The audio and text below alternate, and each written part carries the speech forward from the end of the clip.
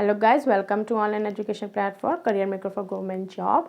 आपको पता है हमारी कंप्यूटर सीरीज़ चल रही थी, तो पिछली वीडियोस के साथ ही हम कंटिन्यू कर रहे हैं। That is evaluations. हमने इवैल्यूएशंस कर ली थी, जिसमें मैंने एनालिटिकल, डिजिटल इंजन्स और हेनरी बेबेज के बारे में थोड़ा सा बताया था। तो आज हम उसी के साथ कंटिन्यू कर रहे हैं। चलिए स्टार्ट करते हैं। First one is ENAC।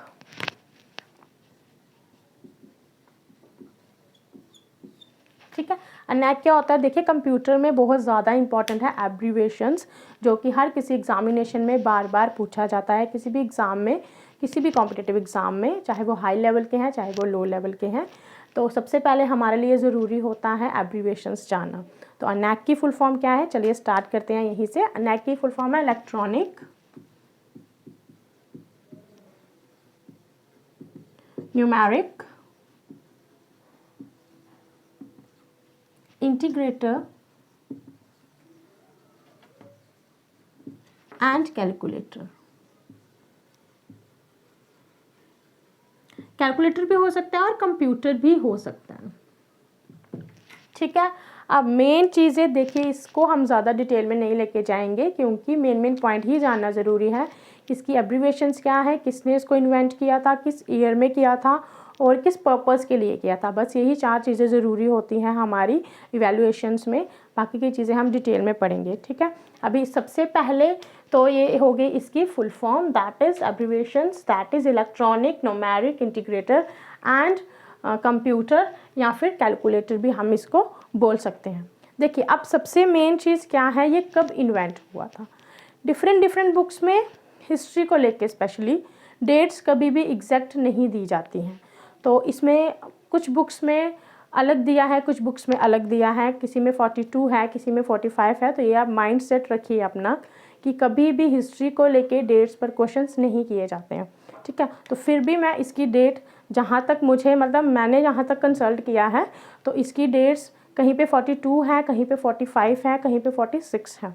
तो हम फिलहाल अपने माइंड में 42 to 45 लेके चलेंगे कि हमारा वो यहाँ पे कंसेप्ट रहे कि 19, कहीं पे 42 भी है, कहीं पे 44 भी है, कहीं 45 भी है।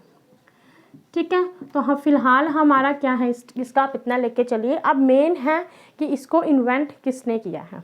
ठीक है, इसको इन्वेंट किया है John Mauchly and John Presper Eckert ने। ठीक है, अब इनका फुल नेम क्या है? John William Mauchly and John Presper एरेक्ट। ठीक है, ये हो गया हमारा, ये किसने इन्वेंट किया है। फर्स्ट पॉइंट, सबसे पहले इसकी एब्रीवेशंस आ गई, देन डेट आ गई, देन ये किसने किया है। नेक्स्ट वन है, that was the first electronic computer, जिसके लिए ये बहुत पॉपुलर हुआ है। इसके पहले जितनी भी एवोल्यूशंस हुई थी उसमें थे हमारी मैकेनिकल कंप्यूटर, जितने भी मैंने आपको पीछे करवाए थे, दैट वाज एनालिटिकल और डिजिटल इंजन्स थे, और जितने भी थे इसके एबकस था, उसके बाद पास्कल था, तो वो सारे क्या थे, मैकेनिकल थे। तो यही था ENAC, जो था किसके लिए पॉपुलर था, for the first electronic computer. First electronic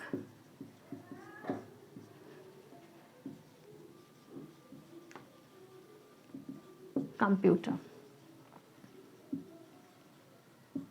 ठीक है, ये थे इसके मेन चीज़ें जो कि हमारी इसके साथ चलेंगे। चलिए नेक्स्ट है हमारा EDVAC।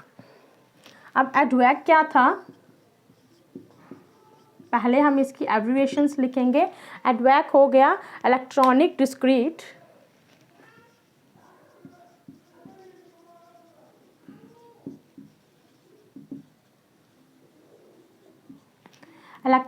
Discrete variable automatic computer या फिर कैलकुलेटर। ठीक है, ये हो गई इसकी abbreviations, that is electronic discrete variable automatic computer या फिर कैलकुलेशन। ठीक है, अब इसकी एग्जैक्ट डेट नहीं है, इसकी भी एग्जैक्ट डेट यही है कि ये 1940s में कभी बना है, बस 40s में है ये, तो इसकी एग्जैक्ट डेट भी यही लिखेंगे हम 1940s। सेकेंड वन इज़ कि इसको इन्वेंट किसने किया है, इसको इन्वेंट किया है हमारे डॉक्टर जॉन वॉन, इसको इन्वेंट किया है डॉक्टर जॉन वॉन न्यूमैन ने। ठीक है, ये हो गया हमारे इसका मेन पॉइंट। फर्स्ट इसकी एब्रीवेशंस, कब ये इन्वेंट हुआ है और किसने इसको इन्वेंट किया है। इसको इन्वेंट किया है जॉन प्रॉस्पर ने और इसको इन्वेंट किया है डॉक्टर जॉन वॉन न्यूमैन ने। ठीक है, अब इसका मेन क्या था, this machine was used the stored program concept. अब ये किसके लिए यूज्ड हुई है, मेन स्टोर्ड प्रोग्राम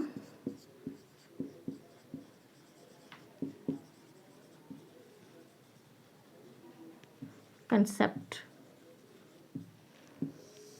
ठीक है, ये इसका बहुत इम्पॉर्टेंट चीज़ है कि ये किसके लिए यूज़ हुई है, this machine used to store, क्या स्टोर किया है इस मशीन ने, स्टोर प्रोग्राम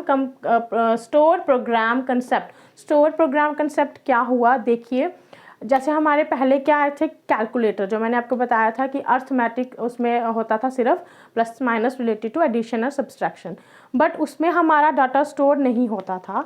अब ये थी फर्स्ट इलेक्ट्रॉनिक, अब इसमें क्या था, ये भी इलेक्ट्रॉनिक ही थी, बट ये मेन पॉपुलर किसके लिए हुई थी, for the stored program concept. Stored program concept में इसमें जितना भी एक सॉफ्टवेयर था, सॉफ्टवेयर ले सकते हैं हम इसको, सॉफ्टवेयर था जिसमें जितना भी प्रोग्राम था, जितना भी प्रोग्रामिंग सिस्टम था, वो सब का सब इसमें स्टोर्ड रहता था। ठीक है, नेक्स्ट वन है यूनिवैक फर्स्ट। अब यूनिवैक फर्स्ट क्या था, इसमें था हमारा universal automatic computer, universal automatic computer. ठीक है, अब यूनिवर्सल ऑटोमेटिक कंप्यूटर था ये हमारा इन्वेंट हुआ था 1951 में बाय द रैमिंगटन रैन, 1951 में बाय रैमिंगटन रैंड। ठीक है, ये था हमारा इसका मेन। अब ये किसके लिए मेन यूज़ होता था, फॉर द कमर्शियल यूज़। जितने भी हमारे, ये तो इलेक्ट्रॉनिक ही था, बट जितने भी हमारे कमर्शियल यूजेस थे ये उसके लिए यूज़ हुआ था, तो हम इसको बोल सकते हैं this was the first general purpose commercial computer. ठीक है, क्योंकि ये कमर्शियली यूज़ हुआ था, कमर्शियल पर्पस के लिए यूज़ हुआ था, तो इसके लिए इसका नाम ये नोन हुआ था किसके लिए, for the general purpose commercial computer. ये था हमारा first general purpose commercial computer. ठीक है, जितने भी जर्नल पर्पस कमर्शियल थे, हमारे कमर्शियली जितने भी पर्पस थे, ये उन सब के लिए यूज्ड हुआ था, और ये भी हमारा इलेक्ट्रॉनिक कंप्यूटर ही था। ठीक है, अब ये तीनों थे हमारे जो पहले थे, इलेक्ट्रॉनिक नहीं थे, मैकेनिकल थे, बट ये जो तीनों थे अनैक, एडवैक, यूनिवैक 1। ठीक है, तो ये थे हमारे इलेक्ट्रॉनिक, ये हो गए इनकी एब्रीविएशंस। ये मेन चीज़ें हैं जो आपको एग्ज़ाम के पॉइंट ऑफ व्यू से इंपॉर्टेंट है, तो आप इसका स्क्रीनशॉट ले लीजिए। नेक्स्ट मैं स्टार्ट करती हूँ इसी के साथ।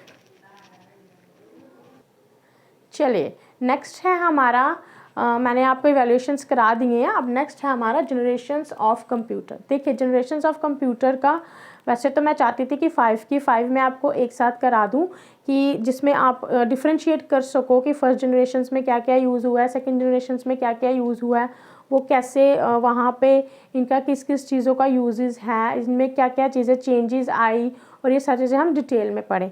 देखिए, अभी हम फ़िलहाल ये 2 लेके चल रहे हैं, तो अब हम ये 2 के साथ कंटिन्यू करते हैं। देखिए फर्स्ट जनरेशन्स थी जो हमारी, वो स्टार्ट हुई थी 1946 टू 1959, ठीक है, ये जनरेशन स्टार्ट हुई थी। और ये उससे पहले थे हमारे जो इलेक्ट्रॉनिक कंप्यूटर्स थे, तो इलेक्ट्रॉनिक कंप्यूटर्स थे, तो फिर और ये इसमें क्या था, ये हाईली इलेक्ट्रॉनिक कंप्यूटर्स थे, ठीक है, हाईली इलेक्ट्रॉनिक कंप्यूटर्स थे। और क्या था इसमें हमारा, क्या यूज़ हुए थे, वैक्यूम ट्यूब्स, ठीक है, हम कंपैरिजन कर सकते हैं।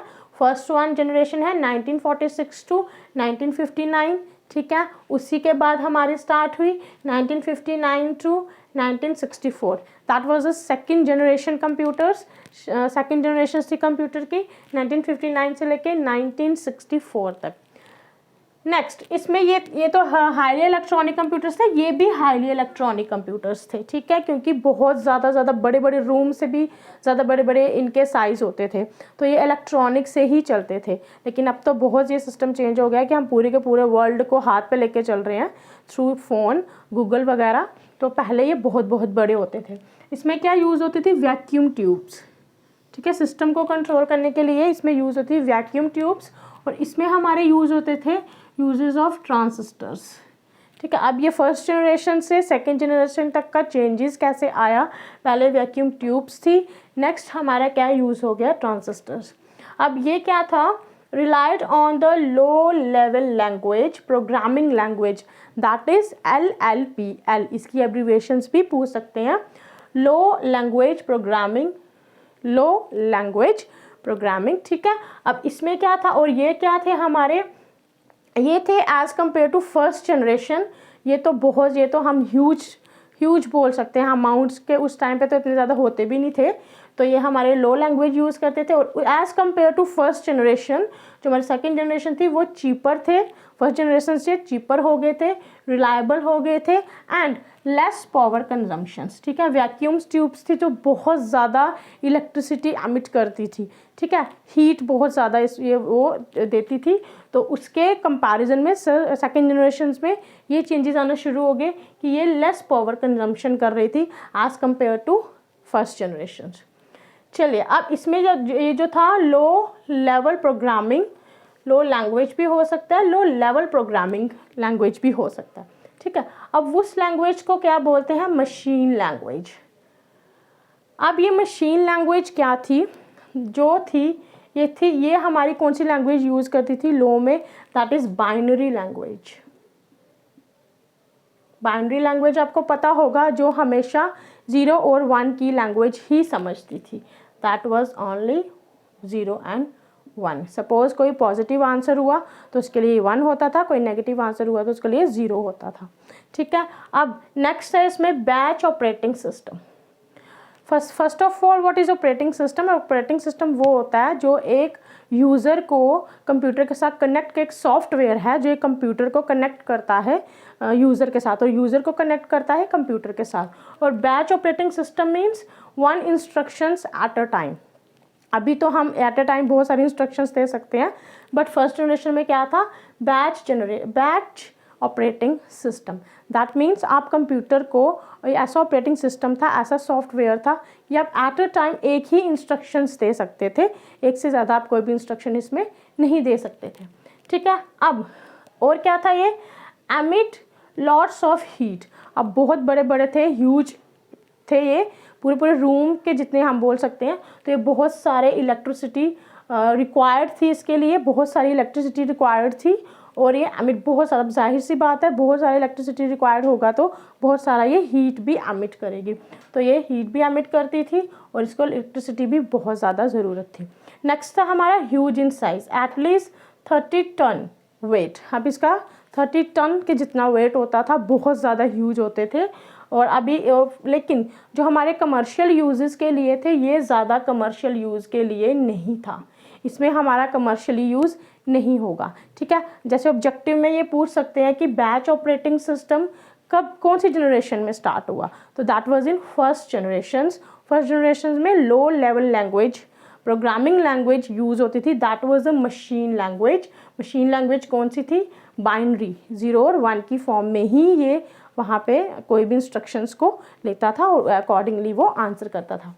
नेक्स्ट इसके एग्जांपल्स हैं, जैसे मैंने आपको पहले भी कराया, ENAC, EDSEC, IBM, IBM 701, 650, UNIVAC 1 and mask. ठीक है, अब ये किस किस के लिए यूज़ होते थे? For record keeping. इससे पहले जितने भी देखो जनरेशन्स, इस जनरेशन से जो पहले आए थे ना, तो वो हमारे यूज़ होते थे एज, जितने भी मैंने आपको कराए थे यूनिवैक एंड ये एडवैक और ENAC। ठीक है, तो तब से उस टाइम पे जनरेशन्स काउंट नहीं हुई थी। जनरेशन्स काउंट कब हुई थी? जब इनके पर्टिकुलरली टाइम पीरियड डिसाइड हो गए थे, तब से ही इसकी जनरेशन स्टार्ट हुई थी। जब इलेक्ट्रॉनिक कंप्यूटर स्टार्ट हुए थे तब से जनरेशन स्टार्ट हुई हैं, नहीं तो इससे पहले भी बहुत सारे बने थे बट वो मैकेनिकल थे। तो इलेक्ट्रॉनिक जब से भी स्टार्ट हुआ है तब से इसकी जनरेशन स्टार्ट हुई है। दैट वाज फर्स्ट जनरेशन 1956 से। नेक्स्ट है इसका हमारा, इसमें अब जो भी था, जितनी भी लैंग्वेजेस थी वो सारी यूज्ड हो गई। अब सेकंड जनरेशन में इससे क्या डिफरेंस आया? As compare to first generation, जो चीपर थे, रिलायबल थे, उससे पावर कम कंजम्पशन करते थे और इलेक्ट्रिसिटी भी कम ही यूज़ करते थे। But as a primary storage, अब इसमें स्टोरेज फर्स्ट जनरेशन में यहाँ पे स्टोरेज होना शुरू हो गया, क्योंकि रिकॉर्ड कीपिंग हो रहा था, जाहिर सी बात है रिकॉर्ड कहीं ना कहीं स्टोर हो रहा है। ठीक है, अब उसमें फिर जो, अब इसमें दो टाइप की स्टोरेज होती थी, that was primary and secondary. ठीक है, प्राइमरी में हमारी कौन सी चिप्स कौन सी यूज़ होती थी? As a magnetic core. ठीक है, मैग्नेटिक कोर यूज़ होता था as a primary storage, magnetic core. और सेकेंडरी स्टोरेज में हमारा क्या यूज़ होता था? Magnetic tape and magnetic disk. इसको हम डिटेल में पढ़ेंगे जब हमारा नेक्स्ट टॉपिक आएगा, that was hardware and software. Sorry. अच्छा, नेक्स्ट इसके बाद है असेंबली लैंग्वेज। असेंबली लैंग्वेज क्या था? असेंबली लैंग्वेज में हमारा था, जैसे बाइनरी के साथ साथ हमारा क्या यूज़ होता था? Assembly language. तो और इसके साथ साथ ये असेंबली लैंग्वेज के साथ साथ बाइनरी लैंग्वेज के साथ साथ असेंबली लैंग्वेज भी इस जनरेशन में स्टार्ट हुई। बाइनरी लैंग्वेज मैंने आपको बता दिया था, दैट वाज ए 0 एंड 1, 1 और 0 की लैंग्वेज ही कंप्यूटर समझता था। अब इसमें क्या डेवलप हुआ? Assembly language, that was assembly language हो गया न्यूमेरिक लैंग्वेज। ठीक है, 1 और 2 के साथ साथ अल्फ़ा न्यूमेरिक लैंग्वेज भी ये समझना शुरू हो गया था। तो ये जो अल्फ़ा न्यूमेरिक लैंग्वेज थी, उस अल्फ़ा न्यूमेरिक लैंग्वेज को बोलते हैं that was assembly language. Alpha numeric language. ठीक है, ये अल्फ़ा न्यूमेरिक थे, अल्फ़ा हो गए अल्फ़ाबेटिक और न्यूमेरिक हो गए हमारे नंबर्स। ठीक है, तो आहिस्ता आहिस्ता फिर जब ये डेवलप हुआ तो ये उसके बाद अल्फ़ा न्यूमेरिक भी बन गया। और इसमें high level programming language use होती थी। इसमें क्या था? As compare to first, that was low level programming language, और उसके बाद जब डेवलप हुआ तो वो high level programming language. That is important for your examination कि फर्स्ट जनरेशन में आपकी लो लेवल लैंग्वेज हुई थी और फिर उसके बाद सेकेंड जनरेशन में हाई लेवल हो गई थी। ठीक है, तो ये अब पूछ सकते हैं कि हाई लेवल लैंग्वेज कौन सी जनरेशन में स्टार्ट हुई है? That was in second generation, वो थे कोबोल एंड द फॉर्ट्रन। सेकेंड है हमारा बैच प्रोसेसिंग। बैच प्रोसेसिंग मैंने आपको ऑलरेडी बताया, 1 generation at a time, 1 instruction at a time. ठीक है, कंप्यूटर को 1 जनरेशन में, फर्स्ट जनरेशन में आपकी सिर्फ की सिर्फ क्या यूज़ होती थी? That was batch operating system. एक इंस्ट्रक्शन दे सकते थे कंप्यूटर को एक ही टाइम पे। बट यहाँ पे हमारा बैच प्रोसेसिंग के साथ साथ, हमारे इंस्ट्रक्शंस के साथ साथ मल्टी प्रोसेसिंग ऑपरेटिंग सिस्टम भी स्टार्ट हुआ। एक इंस्ट्रक्शन के साथ साथ आप उनको मल्टी इंस्ट्रक्शंस भी दे सकते थे। ठीक है, अब इसमें हमारी एग्जांपल्स आ गई, CDC 1604, CDC 3600, UNIVAC 1108, IBM 1620, IBM 7094। ठीक है, और ये किसके लिए, अब ये किसके लिए यूज़ होता था? For record keeping. अब इसमें जो डेवलपमेंट हुई वो था बिलिंग एंड पे रोल प्रोसेसिंग। ठीक है, तो ये फर्स्ट एंड सेकेंड जनरेशन, आप इसको कंपैरिजन में ले सकते हो।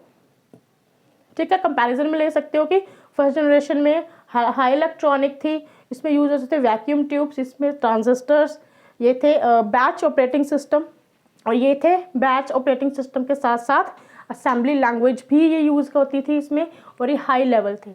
इसमें मैग्नेटिक कोर था, magnetic tape and magnetic disc था। अब इसमें रिक्वायर था इलेक्ट्रिसिटी बहुत ज़्यादा, और इसमें उससे कम हो गया। ये ह्यूज था, अब भी उससे थोड़ा कम हो गया। ये कमर्शियल यूज़ था, इसमें हमारी हाई लेवल लैंग्वेजेस यूज़ होती थी। एग्जांपल्स आपके सामने हैं, आप ये लिख सकते हैं, और इसकी होगी एप्लीकेशन, ये किन किन यूजेस के लिए ये यूज़ हुआ था। चलिए नेक्स्ट हम लेके चलते हैं।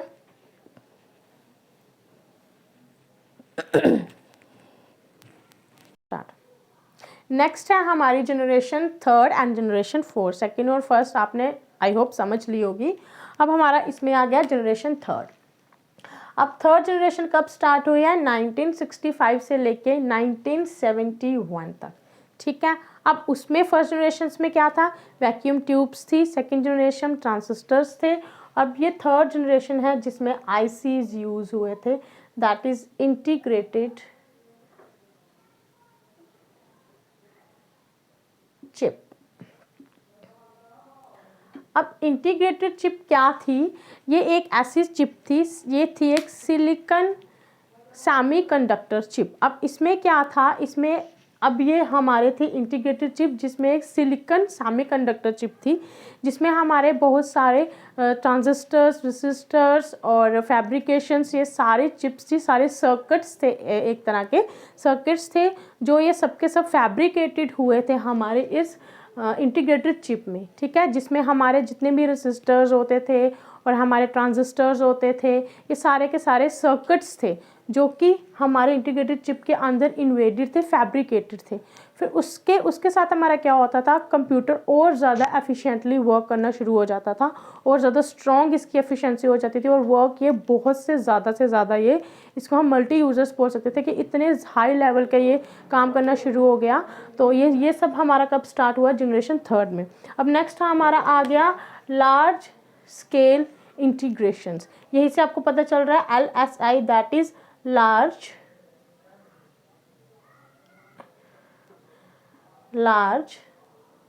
scale इंटीग्रेशन,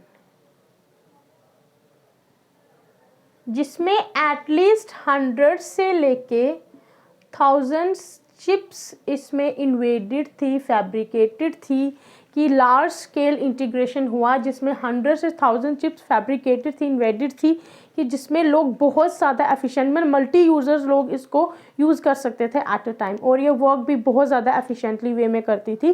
तो ये हमारे यहाँ से क्वेश्चन पुट हो सकता है कि लार्ज स्केल इंटीग्रेशन कौन सी जनरेशन में, सर्किट में कब ये स्टार्ट हुआ था, ठीक है। तो ये हम यहाँ पे हम क्या बोल सकते हैं? थर्ड जनरेशन में लार्ज स्केल इंटीग्रेशन हुआ था, जहाँ पे एक आईसीज बने थे और इंटीग्रेटेड चिप थी, वो थी सिलिकॉन सेमीकंडक्टर चिप थी, जिसके अंदर आपके बहुत सारे ट्रांजिस्टर, रेजिस्टर्स फैब्रिकेटेड थे, और ये वर्क बहुत ही ज़्यादा एफिशिएंटली वे में करती थी।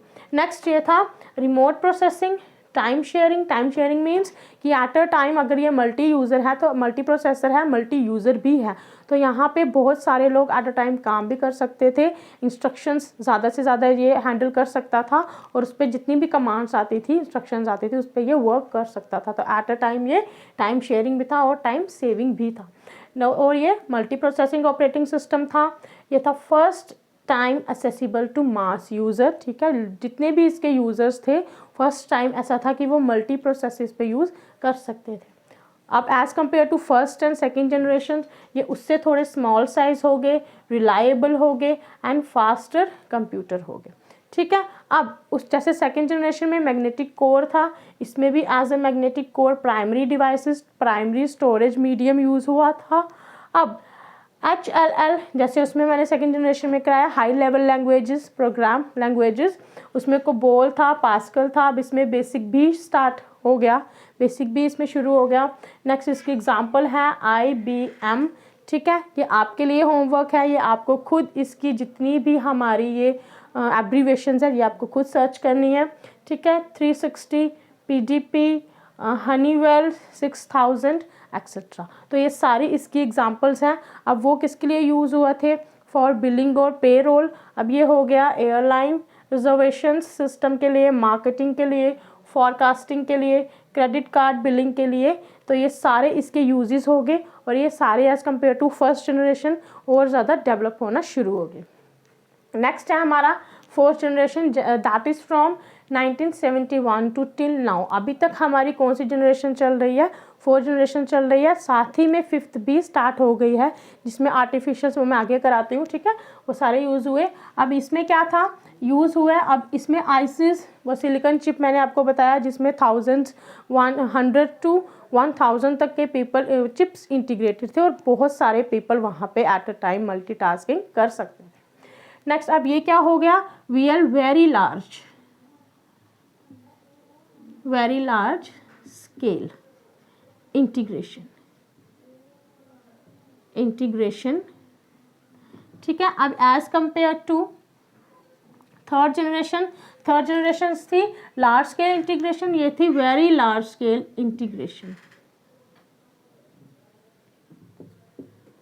अब इसमें क्या हुआ? इंट्रोडक्शन। अब ये बहुत इंपॉर्टेंट है। फर्स्ट मल्टी प्रोसेसर या फिर माइक्रो प्रोसेसर कंप्यूटर कौन सी जनरेशन्स में आना स्टार्ट हुए? That was in the fourth generations, जहाँ पे हमारा इंट्रोड्यूस हुआ मल्टी प्रोसेसर, ठीक है। Multi processor means at a time various instructions हम दे सकते हैं और मल्टी प्रोसेसर ये कर सकता है और मल्टी यूज़र भी इसमें हम ऐड कर सकते हैं। अब यही जनरेशन है जहाँ पे कंसेप्ट ऑफ इंटरनेट आया। You know after 1970s internet का कंसेप्ट आया। इंटरनेट बहुत ज़्यादा वास्टली वे में वाइड हुआ। तो फर्स्ट इसका कंसेप्ट कहाँ इंट्रोड्यूस्ड हुआ था? जनरेशन 4 में। Next increase the storage and speed. अब जितनी storage as compare to second generation थी स्टोरेज के लिए, स्पेशली फर्स्ट जनरेशन में इतना स्टोरेज नहीं था, सेकेंड जनरेशन के लिए इसका स्टोरेज स्टार्ट हुआ। तो अब ये फोर्थ जनरेशन में इसका स्टोरेज सिस्टम और ज़्यादा बढ़ गया और स्पीड और ज़्यादा हाई हो गई, ठीक है। नेक्स्ट है हमारा distributive and time sharing space. Same हो गया, वहाँ पे जितना भी स्पेस होता था, जितना भी वहाँ पे इंस्ट्रक्शंस होती थी, वो सारी टाइम शेयरिंग थी, ठीक है। एट ए टाइम बहुत सारे मल्टी यूज़र वहाँ पे कर सकते थे। इसकी एग्जांपल्स हो गई PGP 11, DEC 10, star 1000 and Apple second, ठीक है। ये कभी कभी एग्जाम्पल में पूछ सकते हैं। नेक्स्ट अब ये किसके लिए यूजेस हुआ था? इलेक्ट्रॉनिक फंड ट्रांसफर्स के लिए, computer aided instructions, home computers, mathematical modelling etcetera. अब मेन इसकी जो लैंग्वेजेस थी उसमें कौन कौन सी लैंग्वेज थी? लो लेवल फर्स्ट वाले में कौन सी लैंग्वेज थी? That was binary language. Second one में कौन सी थी? बाइनरी के साथ साथ असेंबली लैंग्वेज भी थी और हाई लेवल लैंग्वेज भी थी। अब थर्ड वन के साथ, थर्ड के बाद अब फोर्थ लैंग्वेजेस में हमारा क्या हो गया? हाई लेवल लैंग्वेज स्टार्ट हो गई, C++, D बेस। ये बहुत इंपॉर्टेंट चीज़ है। ये सारी लैंग्वेज कब इंट्रोड्यूस्ड हुई हैं? In the generation of fourth, ठीक है। फोर्थ जनरेशन में ये सब चीज़ें हुई और थर्ड जनरेशन में ये हुई। आप एक चार्ट बना लीजिए जिसमें सारे जनरेशन आप बना लीजिए और टर्न वाइज किस किस में क्या क्या यूज़ हुआ, ये आपके लिए बहुत इंपॉर्टेंट रहेगा एग्जाम के। चलिए नेक्स्ट चलते हैं हमारी फिफ्थ जनरेशन। चलिए नेक्स्ट है हमारा जनरेशन फिफ्थ, ठीक है। फोर्थ जनरेशन हमने पढ़ ली, अब ये फिफ्थ जनरेशन है, दैट इज लास्ट जनरेशन। अब इसमें क्या यूज़ होगा? ULSI, that is ultra large scale integrations. Ultra large scale integration, ठीक है।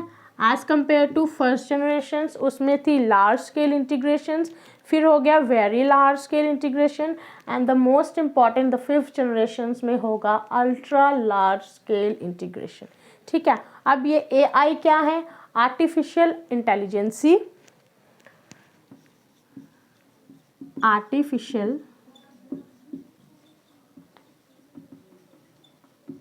ठीक है। आर्टिफिशियल इंटेलिजेंसी में क्या हो गया? जिसमें ह्यूमन लाइक एबिलिटीज़ हो। ह्यूमन लाइक एबिलिटीज़ में जो जो वर्क हमारे ह्यूमन परफॉर्म कर सकते हैं, फिफ्थ जनरेशन में ये सारी आर्टिफिशियल इंटेलिजेंसी, इसमें ये सारी चीज़ें ऐड हुई हैं, ठीक है। होंगी नेक्स्ट हमारी जनरेशन्स के साथ ये भी डेवलपमेंट होगी, मोस्टली हो भी चुकी हैं बहुत ज़्यादा और भी होने के चांसेस हैं, ठीक है। अब मेन चीज़ है ये जो अल्ट्रा वायलेट, ये जो था अल्ट्रा लार्ज स्केल इंटीग्रेशंस, इसमें फर्स्ट जनरेशन थर्ड जनरेशन में क्या था, लार्ज स्केल इंटीग्रेशन, जिसमें मैंने आपको बताया था फ्रॉम 100 to 1000 चिप, आईसी में 100 to 1000 चिप्स इंटीग्रेटेड थी फॉर द सर्किट। ठीक है, वो सर्किट में जितनी भी इंटीग्रेशन से कितनी थी, फ्रॉम 100 to 1000। अब फोर्थ जनरेशन में हमारी कितनी हुई, फोर्थ जनरेशन में हमारी हुई फ्रॉम 1000 to 1 लाख। ठीक है, जो हमारा हो गया वेरी लार्ज स्केल इंटीग्रेशंस। ठीक है, अब ये अल्ट्रा लार्ज है, तो अल्ट्रा लार्ज मतलब वेरी लार्ज से भी बहुत ज़्यादा, जैसे अल्ट्रा वायलेट हो गया वैसे अल्ट्रा लार्ज हो गया। तो अल्ट्रा लार्ज में हमारी कितनी यूज़ हो गई, from 1 lakh to 1 crore. That is why it is known as a fifth generation as a ultra large scale integration. जो हमारी सिलिकॉन चिप है, जो हमारे आईसीज हैं, उसमें कितने चिप्स इंटीग्रेटेड हैं, फ्रॉम 1 लाख to 1 करोड़। ठीक है, अब ये मैंने आपको बताया आईसी मीन्स आर्टिफिशियल इंटेलिजेंसी, जो कि हमारी ह्यूमन लाइक एबिलिटीज़ होती हैं, जैसे कि रोबोटिक हो गया, गेम प्लेइंग हो गई, या आप ऑलरेडी गेम्स में देखते हैं, और रोबोटिक्स हमारे जितने भी रोबोट्स वगैरह हुए। अच्छा, नेक्स्ट है इसमें हमारी कौन सी लैंग्वेज यूज़ हुई, that is HLL high level language, C++, and the most important is Java. ये हमारे पीछे एक एग्ज़ाम था, वहाँ पे भी पूछा गया है कि जावा लैंग्वेज कौन सी जनरेशन में हुई है, तो that is in a fifth generation. ठीक है, next one is a .NET language. अब ये इसका यूज़ कहाँ कौन कौन से हो गए हमारे, जैसे ये लैपटॉप हो गए, notebook, desktop, ultrabook, tablet and the Chrome book. ठीक है, ये हमारी सारी हो गई फिफ्थ जनरेशन्स। चलिए, इसी के साथ आई होप आपको जनरेशन्स का कंसेप्ट क्लियर हो गया होगा। तो अब इसी के साथ हम इसको फिनिश कर रहे हैं, बाइंड अप कर रहे हैं। नेक्स्ट हमारी वीडियो आएगी टाइप्स को लेके, तो टाइप्स में जब हमारी टाइप्स सारी डिस्कस होंगी, उसके बाद हम नेक्स्ट स्टार्ट करेंगे नेक्स्ट टॉपिक।